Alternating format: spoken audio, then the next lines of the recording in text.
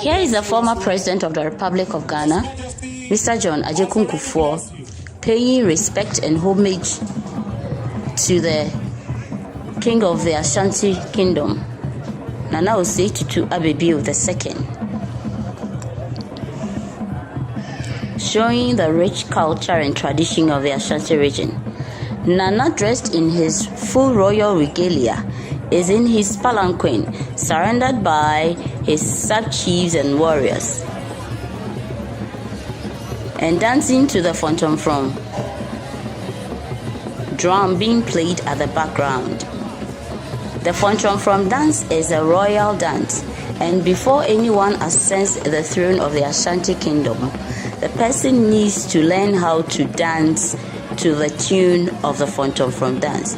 See how the King of Ashanti, Otumfour Tutu Abebe II, is dancing beautifully to the Otumfour tune in his royal palanquin.